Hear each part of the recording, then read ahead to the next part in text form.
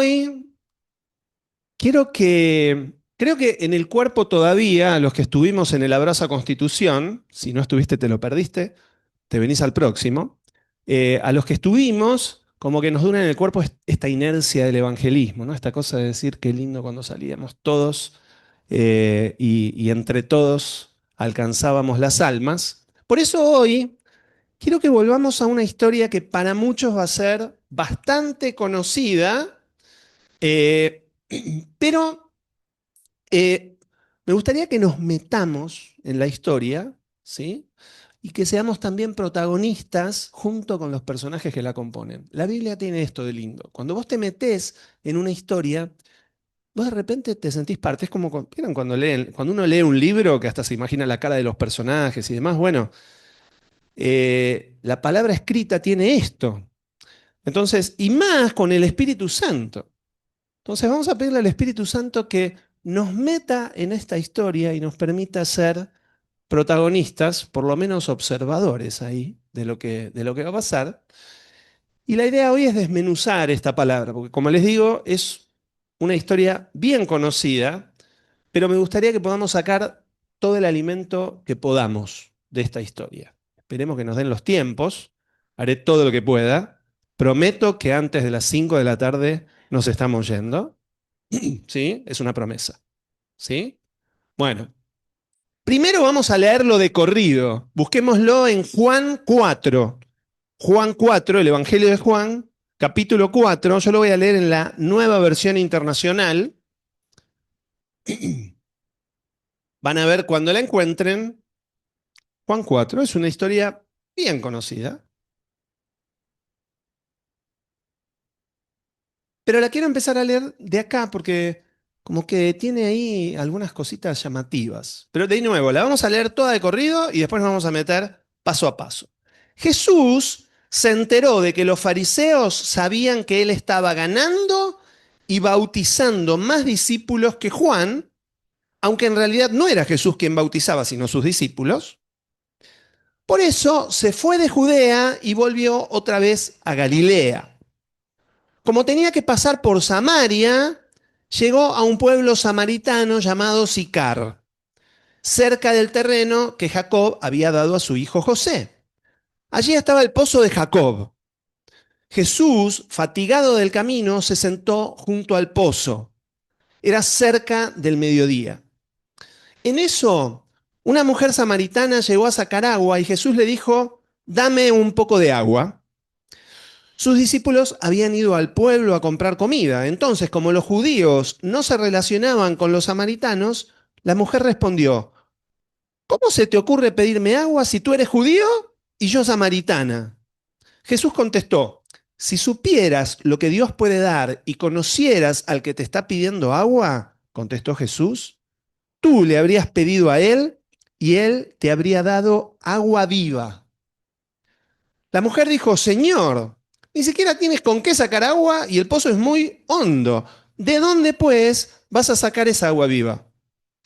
¿Acaso eres tú superior a nuestro padre Jacob, que nos dejó este pozo del cual bebieron él, sus hijos y su ganado? Todo el que beba de esta agua volverá a tener sed, respondió Jesús. Pero el que beba del agua que yo le daré no volverá a tener sed jamás, sino que dentro de él esa agua se convertirá en un manantial del que brotará vida eterna.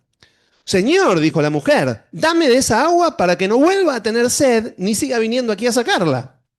Ve a llamar a tu esposo y vuelve acá, dijo Jesús.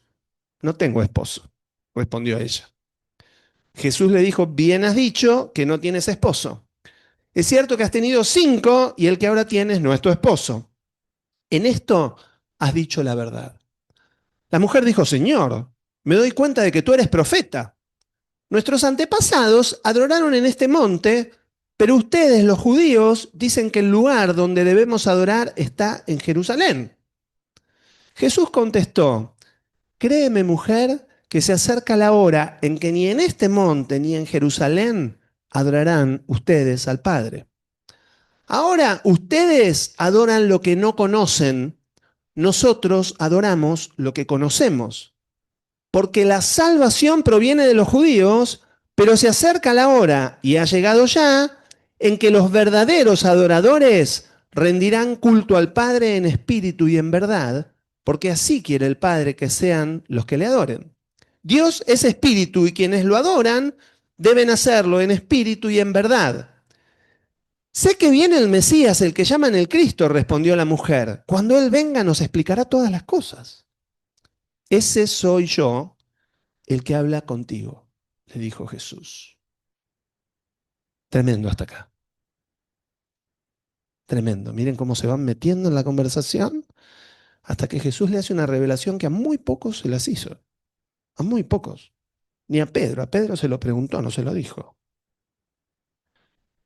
Pero el texto continúa y dice, en esto llegaron sus discípulos y se sorprendieron de verlo hablando con una mujer, aunque ninguno preguntó qué pretendes o de qué hablas con ella. La mujer dejó su cántaro, volvió al pueblo y decía a la gente, vengan a ver un hombre que me ha dicho todo lo que he hecho. ¿No será este el Cristo? Salieron del pueblo y fueron a ver a Jesús. Mientras tanto, sus discípulos le insistían, Rabí, come algo. Yo tengo un alimento que ustedes no conocen, respondió él. ¿Le habrán traído algo de comer? Comentaban entre sí los discípulos. Dijo Jesús, ¿no dicen ustedes todavía faltan 4 meses para la cosecha? Yo les digo, abran los ojos y miren los campos sembrados, ya la cosecha está madura, ya mismo el segador recibe su salario y recoge el fruto para vida eterna. Ahora, tanto el sembrador como el segador se alegran juntos, porque ciertamente, dice el refrán, uno es el que siembra y otro el que cosecha. Yo los he enviado a ustedes a cosechar lo que no les costó ningún trabajo. Otros se han fatigado trabajando y ustedes han cosechado el fruto de este trabajo. Muchos de los samaritanos que vivían en aquel pueblo creyeron en él por el testimonio que daba la mujer. Me ha dicho todo lo que he hecho. Así que cuando los samaritanos fueron a ese encuentro, le insistieron en que se quedara con ellos. Jesús permaneció allí 2 días y muchos más llegaron a creer por lo que él mismo decía. Ya no creemos solo por lo que tú dijiste, decían a la mujer. Ahora lo hemos oído nosotros mismos y sabemos que verdaderamente este es el Salvador del mundo. Segunda escena. Tremendo. La primera termina con Jesús diciendo, soy yo, soy yo. El Salvador soy yo. Y la segunda escena termina con los samaritanos diciendo, es Él. Definitivamente es Él. Ahora quiero que me acompañen en el detalle. Vamos a correr acá para que no nos tapen las letras. ¿Ahí se ve bien? Acabo de pisar el cable. Bueno, vamos de nuevo desde el versículo 1. Jesús se enteró de que los fariseos sabían que él estaba ganando y bautizando más discípulos que Juan, aunque en realidad no era Jesús quien bautizaba, sino sus discípulos. Primera cosa llamativa, acá como algo al pie, ¿no? Como una nota al pie. Acá empezamos a ver que los discípulos empezaban, siempre nos imaginamos a Juan el Bautista bautizando. ¿Vieron como que esto nos pasa de largo? Que no tenemos muy clara la imagen de Jesús, sus discípulos y sus discípulos bautizando gente. Pero de hecho, Juan dijo, ahora yo tengo que menguar, él tiene que crecer. Y dice que de hecho los discípulos de Juan se le empezaban a ir con Jesús. Y Juan, lejos de estar enojado por eso, decía, está bien, yo vine para esto. Ahora que vino él, me voy yendo cantando bajito y siguen ellos. Ahora el protagonista es él.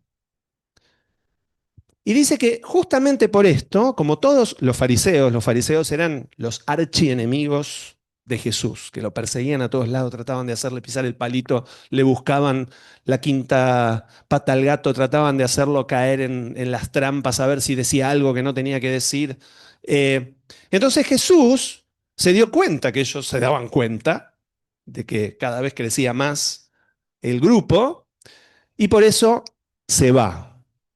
Y dice que se fue de Judea para Galilea.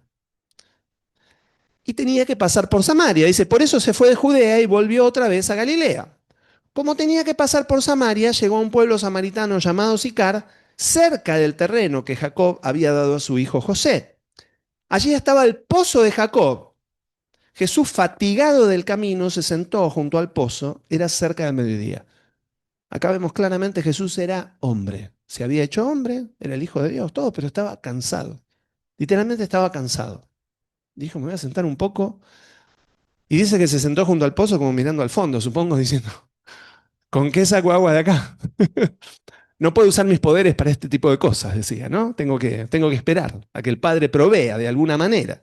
Así que ahí estaba sentado junto al pozo. En eso, una mujer de Samaria llegó a sacar agua. Uno podría decir Jesús sabía todo, ya sabía que iba a llegar la mujer, ya tenía todo preparado. Acá no dice eso. No dice que Jesús tenía absolutamente todos los detalles de lo que iba a ser su historia o todo lo que iba a pasar en adelante. Dice que Jesús estaba cansado y se sentó junto al pozo. ¿Sí? ¿Eh? Dios le proveyó, dicen acá. ¿Sí? Él se sentó, él confiaba en su padre. Él sabía que su padre no le iba a morir, no le iba a dejar morir ni de hambre ni de sed. Él simplemente se sentó junto al pozo. ¿Sí? Nosotros podemos inferir que Jesús sabía todo, que ya sabía que iba a venir la mujer de Samaria. La Biblia no dice eso. Dice que Jesús simplemente se sentó cansado junto al pozo. Entonces, dice, sus discípulos, perdón, en eso la mujer de Samaria llegó a sacar agua y Jesús le dijo, dame un poco de agua. ¿Sí? Jesús le dice que le dé agua. Sus discípulos habían ido al pueblo a comprar comida. La vida de todos los días tenían que comprar comida, pero Jesús le dijo, estoy cansado, me quedo. Tal vez con esto podríamos inferir que Jesús tenía alguna idea de quedarse solo. ¿Sí? Pero de nuevo, es solamente una interpretación que la Biblia no, no nos confirma. Entonces, como los judíos no se relacionaban con los samaritanos, la mujer respondió, ¿cómo se te ocurre pedirme agua si tú eres judío y yo soy samaritana? Así empezamos la charla, ¿no? Estamos pensando en evangelismo. Salimos a evangelizar a la calle. Caminamos todo el día, no encontramos a nadie, nos sentamos, le damos charla a alguien que se nos sienta al lado. ¿Y vos qué me hablas? ¿Vos qué me hablas? Vestido así. ¿De qué te la querés dar en este lugar? ¿No les ha pasado cuando querés entablar conversación con alguien, te miran de arriba abajo? ¿Y vos? ¿Quién sos?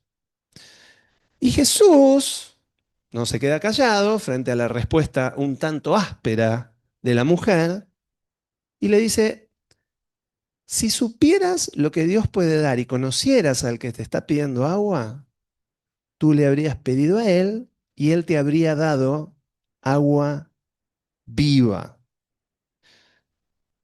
Fíjense qué interesante esto.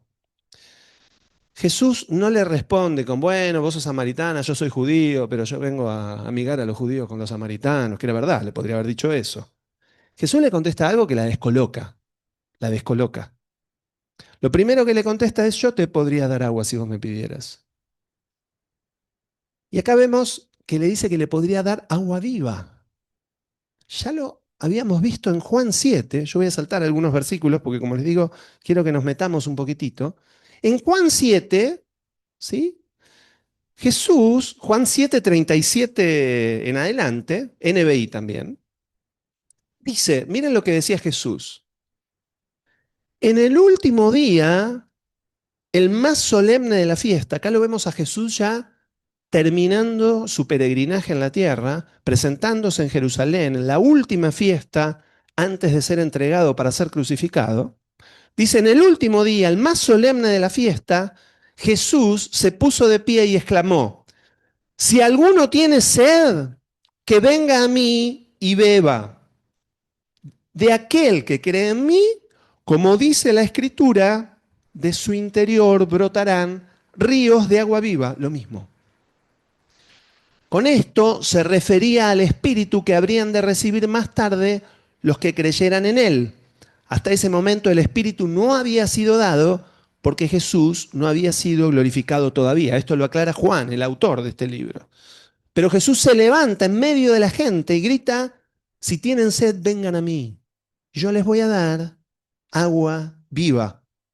Este último día de la fiesta era el octavo día de la fiesta de los tabernáculos, que se celebraba 7 días, el último en el día solemne, la fiesta de Sukkot, que conmemoraba justamente 40 años de Israel en el desierto después de haber salido de Egipto y tuvieron que vivir en tabernáculos, que eran así como chozas improvisadas, ¿sí? Entonces en la fiesta de los tabernáculos las familias hacían eso, justamente como decía hoy Gloria, se juntaban en familia, ponían sus chocitas y festejaban esta fiesta de los tabernáculos. Jesús en ese momento les dice que si creían en Él, de ellos saldrían ríos de agua viva, es decir, fluiría el Espíritu Santo.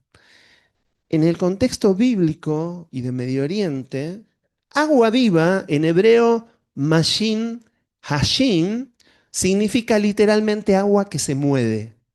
Es decir, agua de manantial, agua de río, de lluvia, en contraste con el agua estancada de las cisternas, gracias, con el agua estancada de las cisternas, de pozos o de depósitos, digamos, donde el agua estaba estancada y de hecho era peligrosa para tomar.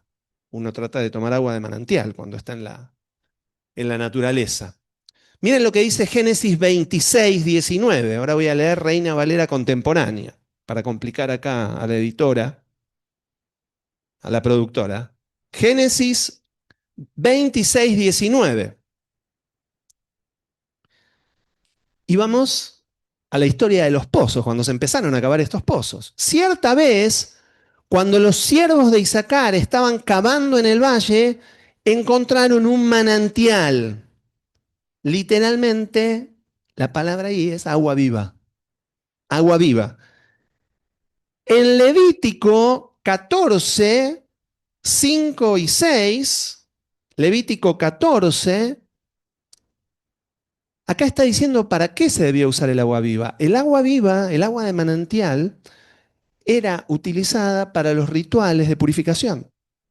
En el templo, cuando había que santificarse, cuando había que limpiarse, Dios había dicho que había que hacerlo con agua viva. En Levítico 14:5 dice, después el sacerdote mandará degollar la primera ave sobre una vasija de barro llena de agua de manantial, agua viva. Tomará la otra ave viva, la madera de cedro, el paño escarlata y la rama de hisopo y mojará todo esto junto con el ave en la sangre del ave que fue degollada sobre el agua de manantial. Fíjense, acá estamos llegando al punto en donde Jesús también iba a pasar por el sacrificio, ¿sí? Y la sangre y el agua de manantial se iban a mezclar. Otra vez el mismo significado. Entonces el agua viva era el agua más pura, era el agua apta para los rituales y la más valiosa para sobrevivir. Si querías sobrevivir, mejor que tomes agua viva. Entonces, cuando Jesús menciona, como dice la Escritura, porque le dice, si crees en mí, como dice la Escritura, al que cree en mí, de él fluirán ríos de agua viva. Estaba sintetizando muchos pasajes, no es que en la Escritura estuviera exactamente eso, sino Jesús estaba sintetizando parte de lo que acabamos de leer y muchos otros mensajes proféticos en donde se asocia el agua viva con el Espíritu de Dios o con Dios mismo. Miren Jeremías 2:13, Reina Valera contemporánea también. Jeremías 2:13 dice, son dos los males en que ha incurrido mi pueblo. Me han dejado a mí, que soy fuente de agua viva, y han cavado sus propias cisternas tan agrietadas que no retienen el agua. Esto es lo que hace la gente. La gente cava sus propias cisternas. Yo con esto me arreglo. Yo ya sé lo que tengo que hacer. ¿Sí? Y tienen esa agua que el mundo les ofrece, pero que se les escapa de las manos y que no transforma ni purifica sus vidas. Isaías 44:3. Isaías 44:3 dice, y voy a derramar aguas sobre el desierto y ríos sobre tierra seca, y también voy a derramar mi espíritu sobre tu generación y mi bendición sobre tus renuevos, lo mismo. Y saltando a Isaías 58:11 dice, entonces yo, el Señor, te guiaré siempre y en tiempos de sequía satisfaré tu sed Infundiré nuevas fuerzas a tus huesos y serás como un huerto bien regado, como un manantial cuyas aguas nunca faltarán. Promesas mesiánicas que vemos de los profetas. Y en Zacarías 14, 8 y 9, Zacarías 14, 8 y 9 dice, cuando llegue ese día, de Jerusalén brotarán aguas vivas, y la mitad de ellas se irá hacia el mar oriental y la otra mitad se irá hacia el mar occidental. Lo mismo en verano que en invierno. Cuando llegue ese día, sabemos cuál es ese día donde llegue el Señor a reinar. Cuando llegue ese día, el Señor reinará sobre toda la tierra y Él será el único Señor y su nombre será el único nombre. Y tal vez el más maravilloso de los pasajes acerca del río de Dios sea el que se encuentra en el libro de Ezequiel. Y quiero que me acompañen a leerlo. Ezequiel 47 del 1 en adelante. Dice, luego el hombre me hizo volver a la entrada del templo. Aclaro, Ezequiel estaba teniendo una visión. Un ángel se le aparece de parte de Dios y lo lleva a ver el templo en donde adoraban los sacerdotes de Israel. Y en ese lugar le empieza a mostrar diferentes cosas, hasta que lo lleva aquí a la entrada del templo. Y ahora sí, luego el hombre me hizo volver a la entrada del templo y vi que por debajo del umbral del templo salía agua hacia el oriente, pues la fachada del templo miraba hacia el oriente y el agua corría por debajo hacia el lado derecho del templo al sur del altar.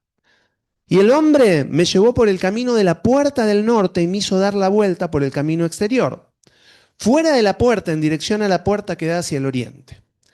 Y vi que el agua salía del lado derecho. Aquel hombre salió y se dirigió al oriente. En su mano llevaba un cordel y con él midió 500 metros y me hizo pasar por el agua, la cual me llegaba a los tobillos. Luego midió otros 500 metros y me hizo pasar por el agua, que ahora me llegaba hasta las rodillas. Y luego de medir otros 500 metros, me hizo pasar por el agua y esta me llegó hasta la cintura. Cuando midió otros 500 metros, el agua ya era un río. De tal manera había crecido la corriente que yo no la podía cruzar sino a nado. El ángel lo estaba llevando a meterse en el río de Dios. Métete un poquito, métete otro poco, no, camina otro poco hasta que llegó un momento que el agua lo había superado y se lo llevó el agua. Entonces me dijo, ¿te das cuenta, hijo de hombre? Después me llevó y me hizo volver por la ribera del río. Cuando volví pude ver que en ambas márgenes del río había muchísimos árboles y el hombre me dijo, esta agua corre hacia la región del oriente y baja al Arabá y se pierde en el mar. Una vez que el agua entra en el mar, se vuelve agua saludable. Todos los seres vivos que naden por donde entra la corriente vivirán.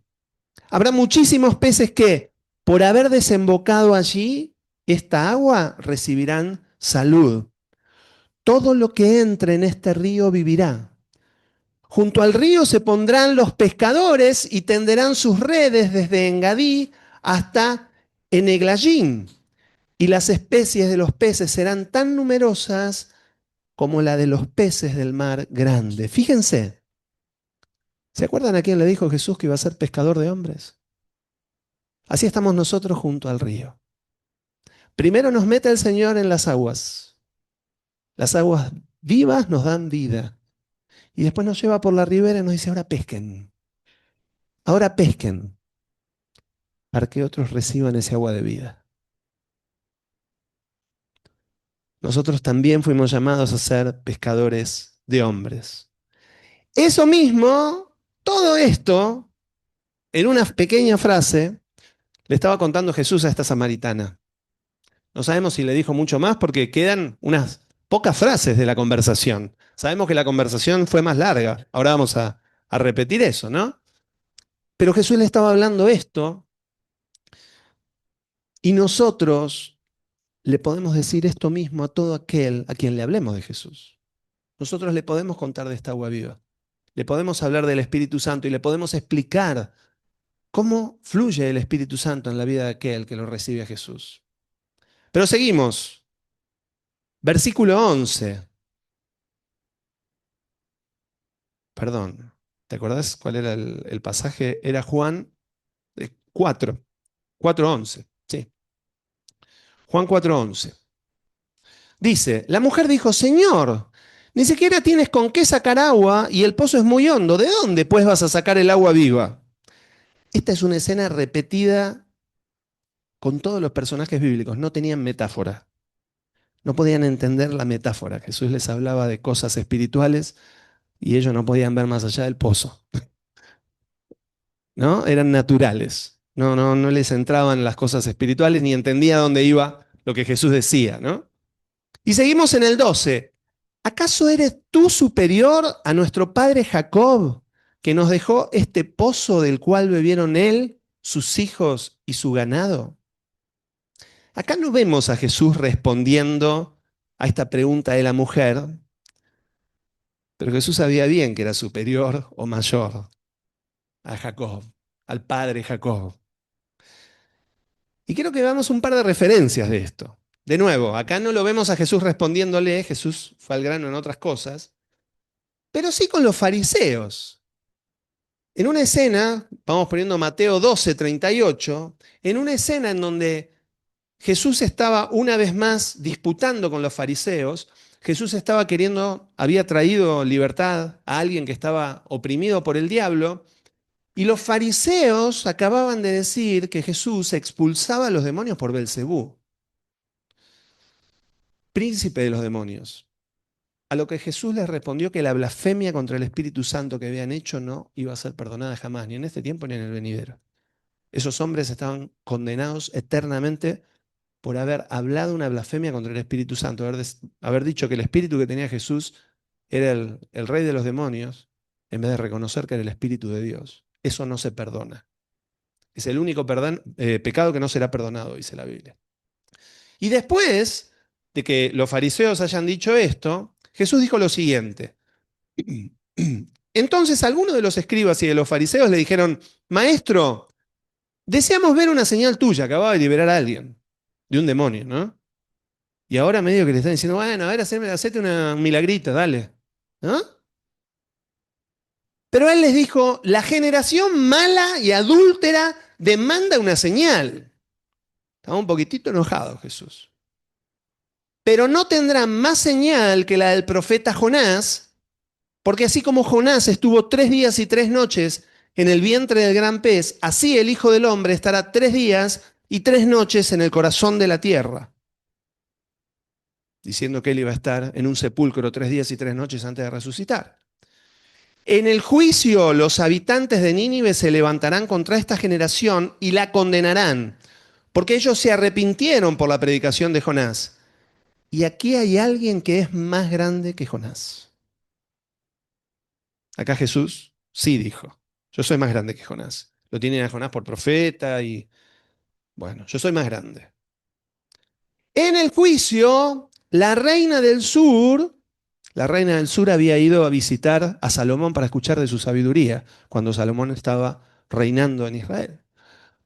La reina del sur se levantará contra esta generación y la condenará porque ella vino desde los confines de la tierra para escuchar la sabiduría de Salomón. Y aquí hay alguien que es más grande que Salomón. Acá ya Jesús se estaba poniendo encima de Salomón. Esto le ardía en los oídos a los fariseos, les molestaba. De hecho, el pasaje más impactante de Jesús, marcando que él estaba por encima de los grandes hombres de la historia de Israel, tal vez es el que sigue, justamente en el libro de Juan. Juan 8, a partir del 48. Juan 8:48 dice, los judíos le respondieron, ¿acaso no tenemos razón al decir que tú eres samaritano y que tienes un demonio? O sea, cuando le estaban diciendo samaritano, le estaban insultando, porque decirte samaritano es decir, bueno, sos un... ¿No? Y de nuevo, que tienes un demonio. Respondió Jesús, demonio no tengo. Yo lo que hago es honrar a mi Padre, pero ustedes me deshonran y yo no busco mi gloria, pero hay uno que la busca y que juzga. De cierto les digo, que al que obedece mi palabra, nunca verá la muerte. Entonces los judíos le dijeron, ahora estamos seguros de que tienes un demonio. Abraham murió, lo mismo que los profetas, y tú dices, el que guarda mi palabra nunca verá la muerte. ¿Acaso eres tú mayor que nuestro padre Abraham, el cual murió? Y también los profetas murieron. ¿Quién te crees tú? Jesús respondió, si yo me glorifico a mí mismo, mi gloria nada es. Pero el que me glorifica es mi Padre, el que ustedes dicen que es su Dios. Ustedes no lo conocen, pero yo sí lo conozco. Y si yo dijera que no lo conozco, sería un mentiroso como ustedes. Pero lo conozco y obedezco su palabra. Abraham, el padre de ustedes, se alegró al saber que vería mi día. Y lo vio y se alegró. Los judíos le dijeron, ni siquiera tiene 50 años, ¿y has visto a Abraham?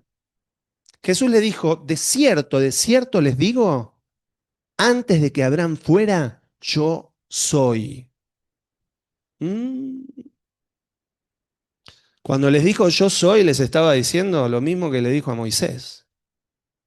¿Se acuerdan cuando dijimos Yahweh? Le dijo soy yo. ¿Sí? Jesús a ellos les dijo no solamente que era más grande que Abraham, sino que él era el gran yo soy. ¿Sí? El nombre que había escogido para presentarse a Moisés. Sí.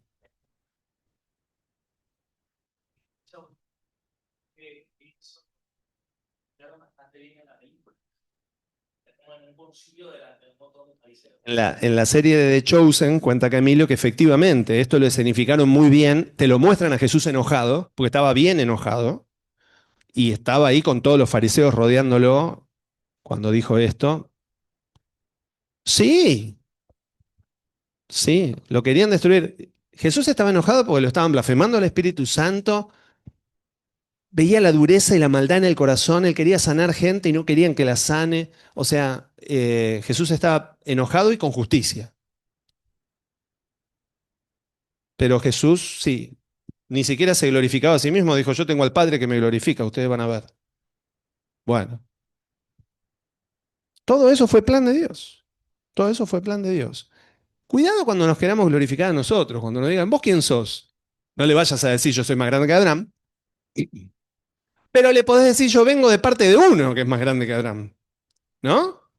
Eh, yo tal vez no sea nadie, pero el Padre también me cuida y está conmigo. Y tengo adentro mío al que dijo estas cosas. Nosotros tenemos que tener claro esto cuando nosotros vamos a evangelizar. Cuando yo decía esto, eh, varias veces vengo hablando de esto, ¿no? Nosotros como hijos de Dios podemos sufrir todo tipo de afrentas, luchas, nos pueden insultar, nos pueden querer disminuir. A Jesús se lo hicieron, pero Jesús siempre supo que él no era ninguna víctima. Él sabía en todo tiempo que él era el Hijo de Dios, que el Padre estaba con él y que a eso había ido. Entonces, cuando venían y le decían cosas, Jesús no estaba llorando por los rincones diciendo, ay, papá, mirá lo que me dicen, se ve que no debo ser lo suficientemente bueno. No, nosotros tampoco deberíamos hacer lo mismo. Nosotros no deberíamos considerarnos víctimas, porque no somos víctimas, nosotros somos hijos del Rey Todopoderoso, llamados por Él, llenos de su Espíritu Santo, si es que somos llenos de su Espíritu, pero cuando nosotros vamos de parte de Jesús, nosotros tenemos esa misma autoridad y no somos víctimas. Entonces eso lo tenemos que saber. El mundo nos podrá enfrentar, el diablo se nos podrá oponer, pero el que tiene que estar preocupado es el diablo, no uno.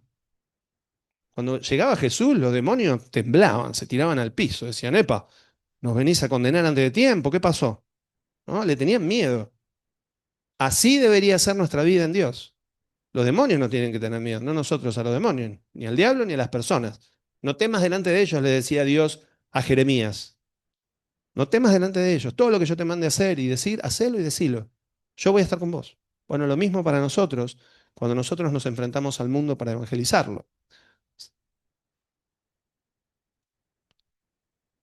Y cuando pasemos por esas cosas, dice la Biblia, regocíjense, ¿sí? Porque dice que somos parte de las mismas pruebas que sufrió Jesús. Si somos parte del cuerpo de Cristo, pasamos las pruebas que pasó Cristo y glorifiquemos al Padre mientras las pasamos. Volvemos a Juan 4:13. Yo sigo en la NBI ahí en Juan 4:13, solo para complicarle la producción acá, la producción audiovisual. Juan 4:13, vuelve Jesús y les dice, todo el que beba de esta agua volverá a tener sed. Respondió Jesús a la samaritana, ¿no? Pero el que beba del agua que yo le daré no volverá a tener sed jamás, sino que dentro de él esa agua se convertirá en un manantial del que brotará vida eterna. Miren, ahora cuando leemos esto, ¿no te imaginas el río de Ezequiel? Bueno, sale de adentro tuyo. El río salía del templo. ¿Se acuerdan que leímos en Ezequiel? Salía del templo. ¿A quién no saben quién es templo del Espíritu ahora? Nosotros. De nosotros va a salir este río, que va a sanar a muchos y va a llevar vida eterna. Versículo 15, Señor, dijo la mujer, dame de esa agua para que no vuelva a tener sed y siga viniendo aquí a sacarla. Seguimos con la falta de metáfora de la pobre samaritana que no terminaba de entender bien.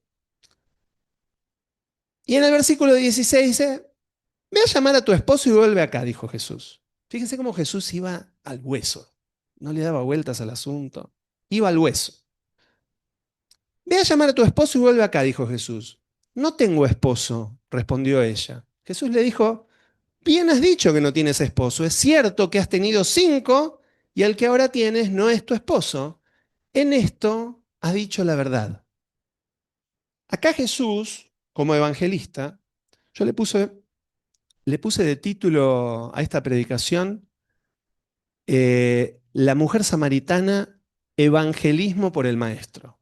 ¿No? Es como que el maestro evangelizando nos está mostrando, ¿quieren evangelizar bien?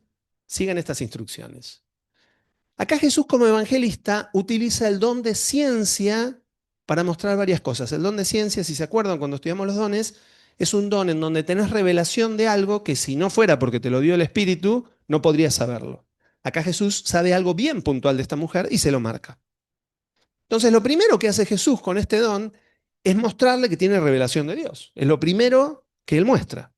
Yo estoy con Dios y Dios me habla y lo que te estoy diciendo claramente viene de Dios. Lo segundo que le muestra Jesús es que conocía la vida de la mujer, conocía lo que había hecho y lo que había en lo profundo de su corazón. Lo tercero, Jesús sabía que había un vacío en el alma de la samaritana y un pecado que la marcaba. Miren lo que dice 1 Corintios 14, 24, Reina Valera contemporánea. 1 Corintios 14, 24 y 25. Dice, pero si todos ustedes profetizan, acá es Pablo hablando a la iglesia de Corinto y diciéndoles, elijan los mejores dones. Él está enseñando a usar los dones. Ellos usaban mucho las lenguas y estaban todos en lenguas ahí mientras se juntaban, hablaban todos en lenguas a los gritos, se ve. Y Jesús los reprende y dice, no muchachos, no sirve esto, que todos estén hablando en lenguas, no, nadie sale edificado con esto. Le dice, mejor profeticen. Si querés usar dones, usa el don de profecía, es decir algo de parte de Dios. Y dice, pero si todos ustedes profetizan y entra algún incrédulo o alguien que sepa poco de la fe cristiana, esa persona podrá ser reprendida y juzgada por todos ustedes. Así, los secretos de su corazón quedarán al descubierto y esa persona se postrará ante Dios y lo adorará y reconocerá que Dios está realmente entre ustedes. Los dones de revelación y el de profecía en particular pueden ser una gran herramienta para evangelizar. Oren y pídanle a Dios el don de profecía. Dice, anhelen los mejores dones y presenta el don de profecía como uno de los mejores, Pablo el apóstol. Oren. Yo conocí un chico evangelista, él, un gran evangelista, un muchachito jovencito tremendo, predican los trenes, a veces iba solo a los trenes a predicar, una bendición ese chico. Y un día me dijo, Maxi, quiero que ores por mí porque quiero el don de profecía. Le digo, amén, es uno de los dones más útiles para para el evangelista, así que oremos, oramos, bueno. Pero él estaba determinado y le estaba pidiendo eso al Señor y con convicción. No pasaron 2 años que me contaron que ya estaba dando profecía. Me habló una chica, una amiga, me dice, no sabés, me agarró este chico. ¿Qué palabra que me dio? Una profecía tremenda. Pedid y se os dará, dijo Jesús. Pidió, recibió. Hoy anda profetizando. Y evangelizando, obviamente. No anda profetizando para dársela de nada. Él simplemente es un siervo de Dios que profetiza para evangelizar. Seguimos, Juan 4:19, nueva versión internacional. Fíjense, la mujer dijo, Señor, me doy cuenta de que tú eres profeta. Como que ahí ya fue entrando, ¿no? Como que le fue enfocando la mirada. Y dijo, bueno, no entendía bien que era Jesús, pero con esto dijo, por lo menos profeta es. Y en el 20, la mujer dice, nuestros antepasados. Acá pasa esto, cuando alguien se da cuenta que vos más o menos sabés, que sos pastor, que todo, quieren empezar con las disquisiciones teológicas. ¿No? Te van a empezar a preguntar, ¿y cómo es esto de los ángeles y de los santos y de la Virgen ¿no? Y de Jerusalén o de esto, del otro? Bueno, lo mismo. La mujer dijo, este es profeta, me voy a sacar esta duda. Y le dijo, nuestros antepasados adoraron en este monte, pero ustedes los judíos dicen que el lugar donde debemos adorar está en Jerusalén. Jesús contestó, créeme mujer, que se acerca la hora en que ni en este monte ni en Jerusalén adorarán ustedes al Padre. Ahora, ustedes adoran lo que no conocen, nosotros adoramos lo que conocemos, porque la salvación proviene de los judíos. Pero se acerca la hora y ha llegado ya en que los verdaderos adoradores rendirán culto al Padre en espíritu y en verdad, porque así quiere el Padre que sean los que le adoren. Dios es espíritu y quienes lo adoran deben hacerlo en espíritu y en verdad. La gente hoy sigue con estos debates. Vos vas a hablarle a la gente que está conociendo al Señor, no sé qué, o que te pregunta por curiosidad y te va a salir con disquisiciones teológicas. Jesús le cambia la mirada, no se metió en la historia de Samaria, de Jerusalén, de cómo fue que el templo, que se dividieron, que se pelearon. Jesús fue al grano. Le dijo, vos tenés que adorar al Padre. Y se lo dijo bien claro, no lo conocen. O sea, vos estás adorando algo que no conocés. Pablo en el Areópago hizo lo mismo. Pablo vio que los del Areópago eran adoradores de todos los dioses sabidos y para ver, el tipo estaba indignado viendo todas las estatuas que había, como hay hoy. Estatua para todos los dioses, pero él encontró el hueco y encontró una que decía el Dios desconocido. Y ahí fue Pablo y les dijo, yo vengo a predicarles del Dios desconocido, al que ustedes adoran sin conocer. Jesús usa esto mismo con la samaritana, le dice, ustedes están adorando un Dios que no conocen. Yo entiendo que quieren adorar a Dios, pero no lo conocen, por eso lo hacen mal. Y Jesús le cambia la mirada.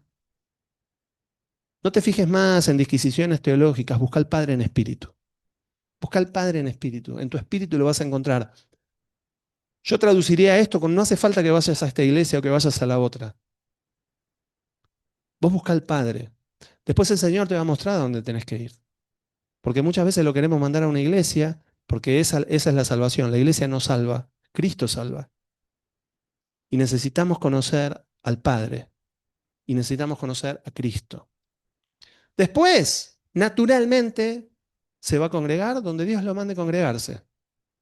¿Sí? Pero no tenemos que hacer publicidad de Jerusalén nosotros. Nosotros no estamos publicando iglesia, nosotros estamos publicando a Cristo. Estamos presentando a Jesús y a través de Jesús al Padre. Versículo 25 dice, acá ya empezó como que, fíjense cómo Jesús la va enfocando, le va cambiando la mirada. Primero le muestra que es profeta. Después cuando quieren empezar con disquisiciones teológicas, le enfoca con el Padre, y cuando le empieza a enfocar con el Padre, le habla al Espíritu, de repente algo en la mujer hace que ella haga la pregunta correcta. Qué bueno cuando nosotros guiamos a la gente a que haga las preguntas correctas. Es mejor contestar las preguntas correctas que predicar un montón de tiempo, porque vos predicás acerca de cosas que la gente por ahí No estaba esperando ir y le van a pasar de largo. Pero cuando vos metés a la persona en la conversación y la vas llevando y la vas guiando a que le surjan las preguntas correctas, por inducción la persona te va a preguntar. Y cuando alguien te pregunta, quiere escuchar la respuesta. Primero le preguntó de algo que a Jesús mucho no le interesaba. Entonces Jesús le cambia la mirada para otro lado. Pero ahora viene la pregunta correcta. Y la mujer dice, sé que viene el Mesías, el que llaman el Cristo, respondió la mujer. Cuando Él venga nos explicará todas las cosas. Ya algo empezó a oler. Y ahí Jesús, yo calculo que la amó de tal manera Jesús.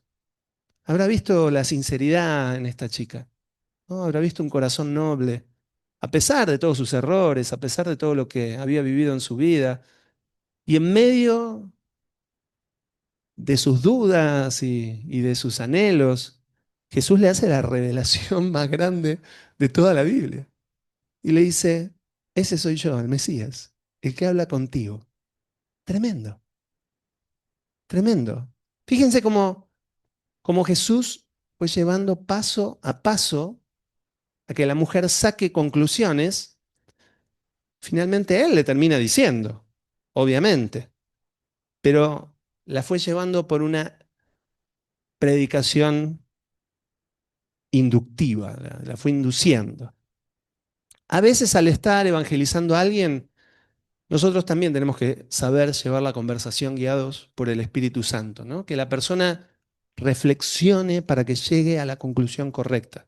Está bueno hacer que la gente reflexione, ¿sí? Y también tenemos que aprender a manejar los tiempos cuando estamos hablando con las personas, para aprovechar bien la oportunidad. Jesús no perdió tiempo, Jesús fue al grano, ¿sí? ¿Por qué? Porque cuando estamos hablándole a alguien de Jesús, es posible que el tiempo sea corto y nos vengan a interrumpir. Se lo digo yo, en el trabajo te pasa, en el pozo de Jacob también te puede pasar, ¿sí? Y en el momento ese donde estamos llegando al momento cúlmine de la predicación, viene y te interrumpen y te estropearon el momento, ¿no? Notemos que Jesús llega a ese punto cúlmine de la conversación justo antes de que lleguen los discípulos. Yo me lo imagino a Jesús mirando por el rabillo del ojo, viendo que venían los muchachos de allá de comprar el pueblo, ¿no? Y los veía venir por el desierto y se acercaban, y Jesús hablando con la samaritana y dice, tenemos que ir cerrando esto porque van a venir, estos no entienden nada todavía, ¿no? Y necesito cerrar esta charla porque hoy, hoy es, hoy es. Entonces, como dirían los vendedores, necesitamos cerrar la venta, ¿vieron? Cuando el vendedor necesita, porque ya te das cuenta que está al caer, hay que cerrar la venta, ¿sí? Bueno, nosotros también estamos en el sector de marketing, cuando estamos evangelizando, y tenemos que saber cerrar la venta. Miren lo que dice el versículo 27. Jesús termina de decir, yo soy, y dice, en esto llegaron sus discípulos y se sorprendieron de verlo hablando con una mujer.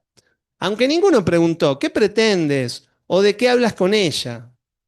Fíjense, Jesús no se limitó ni porque era samaritana, ni porque era mujer. No quedaba bien que los judíos hablen con samaritanos. No solo no quedaba bien, no se hablaban. Era casi una prohibición cultural. Pero tampoco quedaba bien que un hombre hable con una mujer.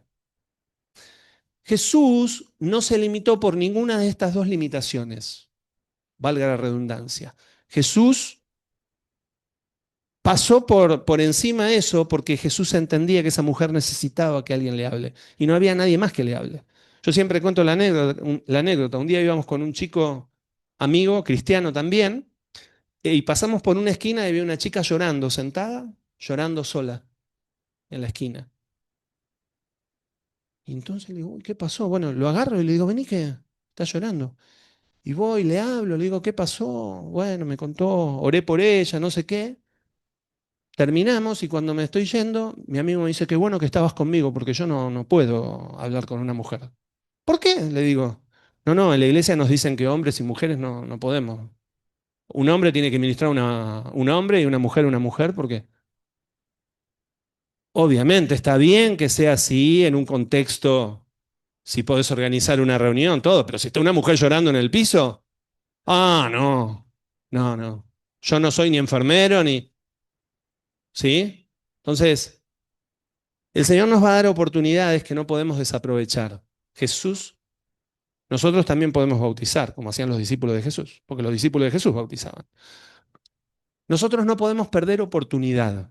No pierdas oportunidades que Dios te dio. No pierdas oportunidad diciendo yo no soy pastor, yo no soy evangelista.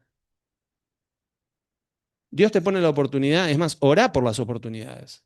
En el versículo 28 dice, la mujer dejó su cántaro, volvió al pueblo y decía a la gente, vengan a ver a un hombre que me ha dicho todo lo que he hecho.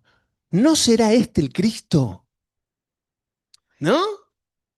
¿Será o no será? ¿Sí?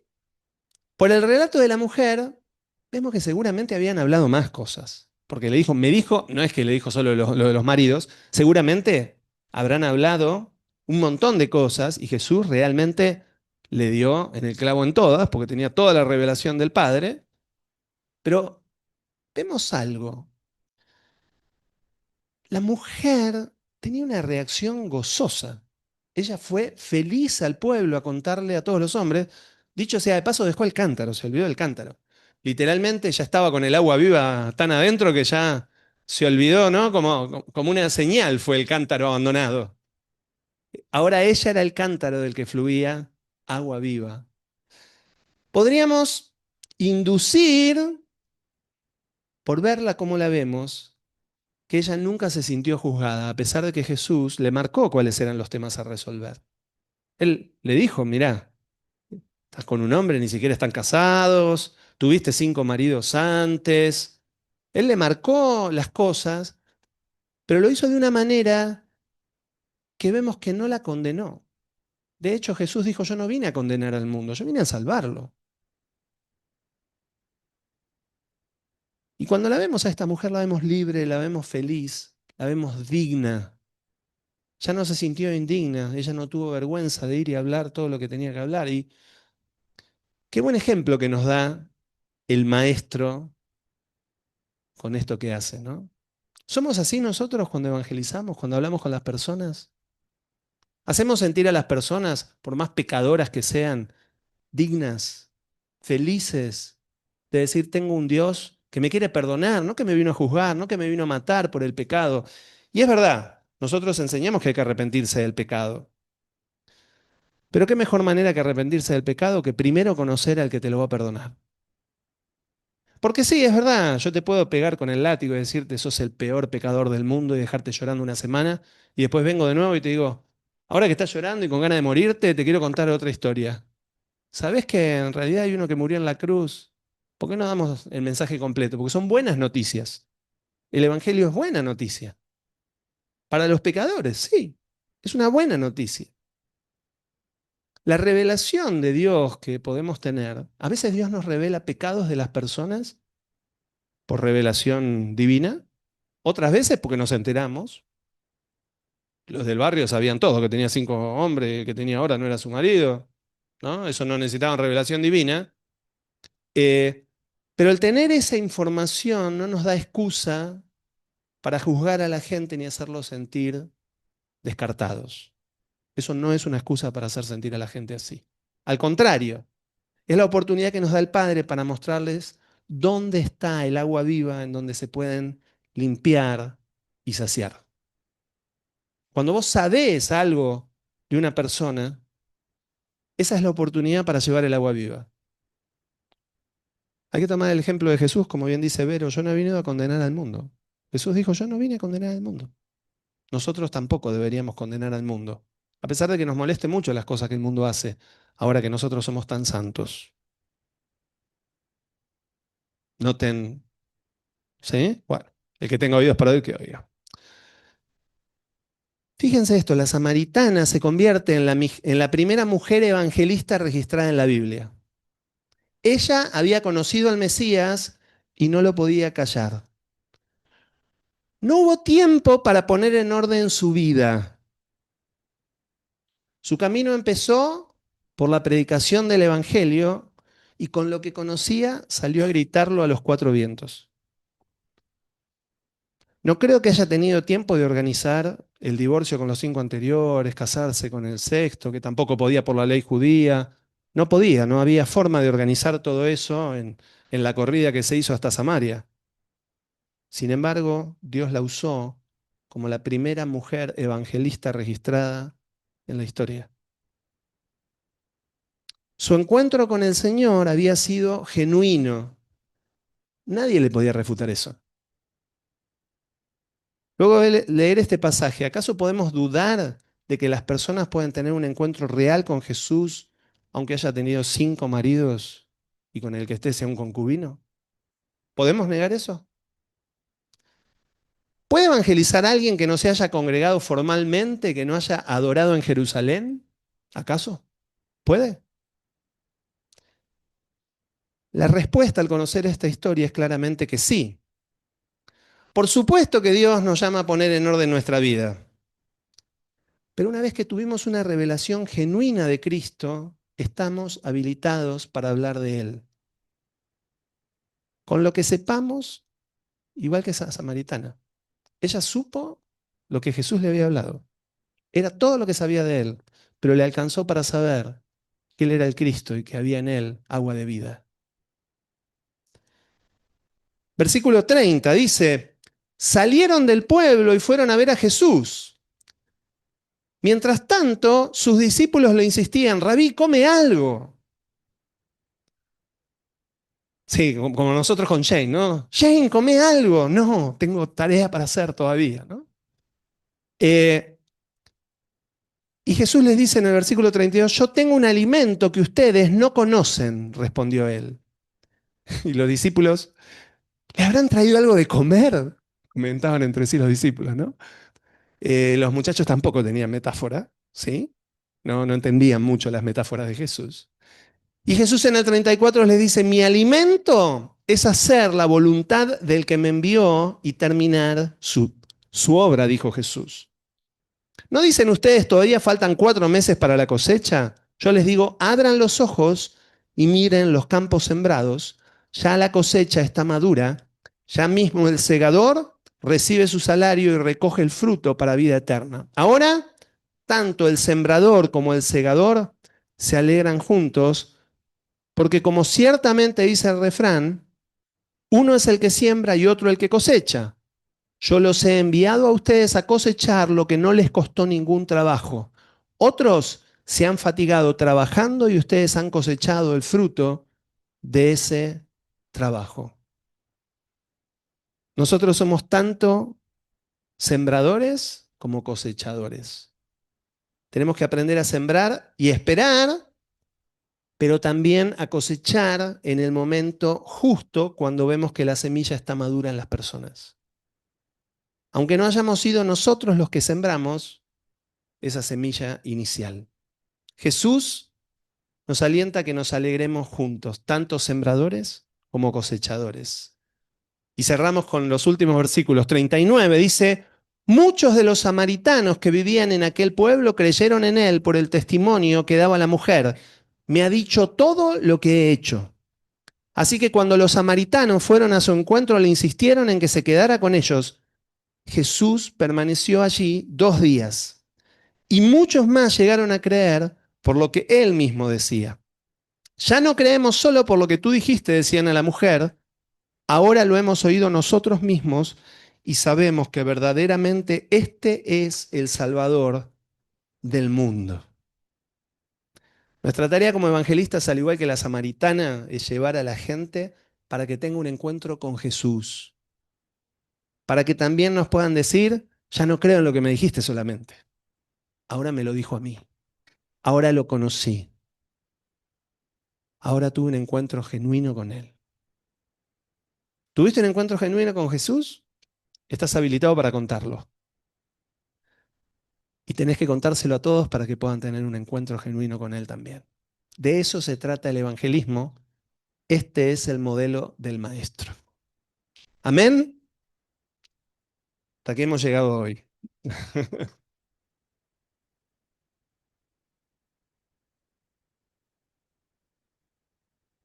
Amén. Déjeme orar. Papá, gracias, Señor, porque no nos mandaste, Señor, una imagen en los cielos solamente, Señor. Nos mandaste un Salvador de carne y hueso que caminó entre nosotros. Y nos diste un espíritu, Señor, que hoy en nosotros es río de agua viva que fluye para salvación de muchos. Señor, llenanos de ese río cada día. Que los que estén aquí en este lugar, Señor, o viendo este video, te puedan recibir, Jesús, y puedan recibir ese río de agua viva que es tu Espíritu Santo. Señor, hoy te recibimos, hoy te recibimos. Creemos, Señor, en tu palabra. Danos la promesa de tu Espíritu, Señor. Que ese río que salía del templo, Señor, y bendecía muchos peces, Señor, salga también de nosotros, que somos templo de tu Espíritu, Señor. Y muchos reciban vida y salud a través de ese río. Usanos, Señor, como usaste a esa samaritana que no cayó lo que había visto y escuchado, que no tuvo vergüenza de decir que había conocido al que para ella era el Cristo y lo era. Señor, que nuestras limitaciones, nuestros prejuicios culturales no nos impidan hablar con todos de esta verdad que nos regalaste, Señor. Señor, abrinos camino, abrinos puertas. Acercanos samaritanas, Señor, que vengan del camino cansadas también, con vacío en su corazón y con sed para que le podamos dar de esa agua que nos diste para compartir. Yo bendigo a mis hermanos, Señor, y te doy gracias. Usalos como evangelistas. Dale dones de revelación, Señor. Dales dones de poder. Que puedan, Señor, llevar tu evangelio con señales y prodigios, Señor. Que vos respaldes su predicación, Señor, con señales de tu Espíritu Santo, para que aquellos que escuchen no tengan dudas de que vos estás ahí con ellos, Señor, y que vos respaldás lo que ellos dicen. Así como decía Jesús, que no se glorificaba a sí mismo, sino que el Padre los glorificaba, Señor. Padre, glorifica a tus hijos. La gloria que me fue dada, yo se las doy, decía Jesús. Que podamos, Señor, aprovechar esa gloria que nos fue dada, Señor, para que podamos llevarla a las personas que hoy están en oscuridad, en tinieblas, Señor, en perdición. Que podamos ir, Señor, no para juzgar ni para condenar, Señor, sino para rescatar, para redimir, para contarles la buena noticia, Señor, de que su Salvador murió por ellos y hoy vive para darles vida eterna. Te bendecimos, mi Rey, en el nombre de Jesús. Amén, Señor. Amén.